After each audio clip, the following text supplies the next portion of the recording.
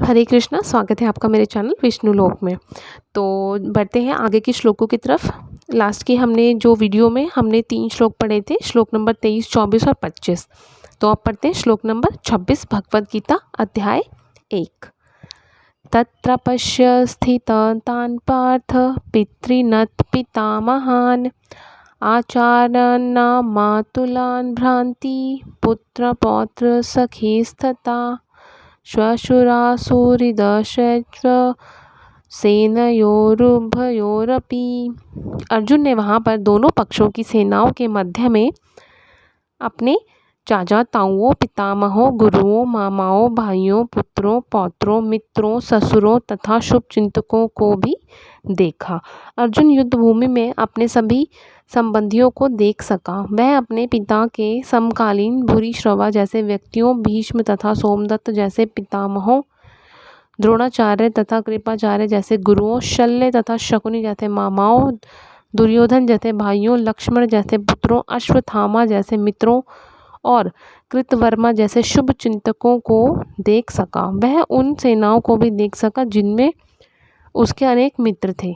तो श्लोक नंबर 26 में ये बताया गया है कि अर्जुन ने दोनों पक्षों की सेनाओं के मध्य में किन किन लोगों को देखा, जैसे कि चाचा ताऊओं को, पितामहों को, अपने गुरुओं को, मामाओं को, भाइयों को, पुत्रों को, पौत्रों को, मित्रों को, ससुरों को, शुभ चिंतकों को, इन सबको जो है अर्जुन ने देखा। श्लोक नंबर 26 में यही बताया गया है। श्लोक नंबर 27 पढ़ते हैं।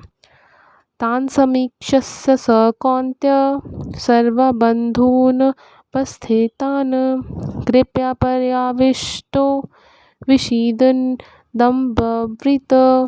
श्लोक नंबर 27, इसके अर्थ समझते हैं। जब कुंती पुत्र अर्जुन ने मित्रों तथा संबंधियों की इन विभिन्न श्रेणियों को देखा तो वह करुणा से अभिभूत हो गया और इस प्रकार बोला। बहुत ही उनका दिल भर गया था जब अर्जुन ने जो है दोनों सेनाओं के मध्य जो है खड़े होकर उन सभी लोगों को देखा। तो उनका जो है वह करुणा से भर गए थे, अभिभूत हो गए थे, एकदम बिल्कुल उनका दिल जो है पिघल गया था। तो अर्जुन उवाच है, अर्जुन बोलते हैं, ये श्लोक नंबर 28 में है। अर्जुन उवाच, अर्जुन कहते हैं, दृष्टमेवं स्वजनं कृष्ण युयुत्सुं समुपस्थितं सीदन्ति मम गात्राणि मुखं च परिशुष्यति। अर्जुन ने कहा, हे कृष्ण, इस प्रकार युद्ध की इच्छा रखने वाले अपने मित्रों तथा संबंधियों को अपने समक्ष उपस्थित देखकर मेरे शरीर के अंग कांप रहे हैं और मेरा मुंह सूखा जा रहा है।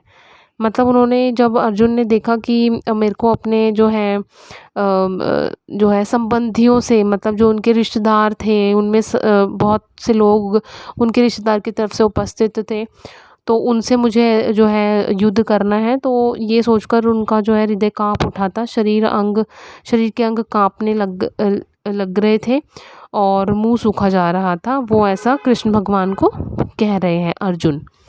यथार्थ भक्ति से युक्त मनुष्य में वे सारे सद्गुण रहते हैं जो सत्पुरुषों तथा देवताओं में पाए जाते हैं, जबकि अभक्त अपनी शिक्षा तथा संस्कृति के द्वारा भौतिक योग्यताओं में चाहे कितना ही उन्नत क्यों न हो, इन ईश्वरीय गुणों से विहीन होता है। जो भक्त नहीं होते वो कितने भी उन्नत क्यों न हो भौतिक योग्यता के द्वारा, लेकिन उनमें ईश्वरीय गुण नहीं होते, वो उनसे विहीन होते हैं, ये बोल रहे हैं। अतः स्वजनों, मित्रों तथा संबंधियों को युद्ध भूमि में देखते ही अर्जुन उन सबों के लिए करुणा से अभिभूत हो गए, करुणा से भर गए। उनके दिल में बहुत ही दया आ रही थी, जिन्होंने परस्पर युद्ध करने का निश्चय किया था कि कैसे वो लोग जो है युद्ध करना चाह रहे हैं, जबकि अर्जुन तो ऐसे जो है खून खराबा नहीं करना चाहते थे अपने सगे संबंधियों के साथ ही। जहाँ तक उसके अपने सैनिकों का संबंध था, वह उनके प्रति प्रारंभ से दयालु था, वो तो शुरू से ही दयालु थे, लेकिन विपक्षी दल के सैनिकों की आसन्न मृत्यु को देखकर वह उन पर भी दया का अनुभव कर रहा था। कौन? अर्जुन। और जब वह इस प्रकार सोच रहा था कि उसके अंगों में कंपन होने लगा और मुंह सूख गया। उन सबको युद्धाभिमुख देखकर उसे आश्चर्य भी हुआ। प्राय सारा कुटुंब, अर्जुन के सगे संबंधी उससे युद्ध करने आए थे।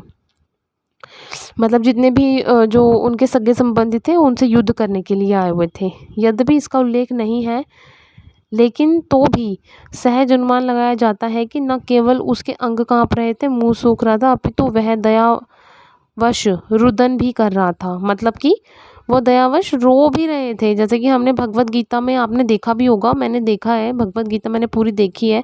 उसमें अर्जुन जो है वो रो पड़ते हैं। इतनी उनके अंदर जो है करुणा होती है, दया भरी भी होती है, वो रो पड़ते हैं और कृष्ण भगवान को बोलते हैं कि मेरा तो शरीर पूरा कांप रहा है।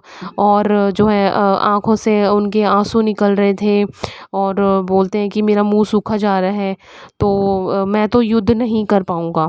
आप भी देखिए, अगर आपने नहीं देखी है भगवत गीता तो आपको भी बहुत अच्छा लगेगा। मैंने पूरी भगवत गीता देखी हुई है और मैंने पूरी भगवत गीता पढ़ी भी हुई है।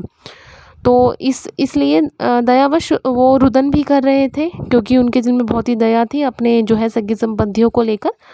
तो वो रो भी रहे थे। अर्जुन में ऐसे लक्षण किसी दुर्बलता के कारण नहीं थे, क्योंकि वो कमज़ोर थे इसलिए नहीं रो रहे थे, लेकिन हृदय की कोमलता के कारण जो है वो रो रहे थे, जो भगवान के शुद्ध भक्त का लक्षण है। जो भगवान के शुद्ध भक्त होते हैं वो ऐसी चीज़ों में मतलब कि करुणा से भरे हुए होते हैं, ऐसे कठोर दिल के नहीं होते हैं। मतलब कहने का मतलब ये है। अतः कहा गया है कि यस्सा अस्ति भक्तिर भगवत किंचना सर्वे गुणैः तत्र समासते सुरा हरा भक्तस्य कुतो महदुणा मनोरथे सेना सती धावतो बहि। जो भगवान के प्रति अविचल भक्ति रखता है उसमें देवताओं के सद्गुण पाए जाते हैं। बिल्कुल सही बात है कि जो लोग भगवान में विश्वास करने वाले होते हैं और जो भगवान का जो है नाम लेते रहते हैं और सदा उनका चिंतन करते रहते हैं, उनके नाम का जाप करते रहते हैं, तो उन लोगों में देवताओं के सद्गुण पाए जाते हैं। और ये मैंने पर्सनली भी बहुत से लोगों में ऐसे गुण देखे हैं। लेकिन जो भगवत भक्त नहीं है उनके पास सारी भौतिक योग्यताएं ही रहती हैं, जिनका कोई मूल्य नहीं होता।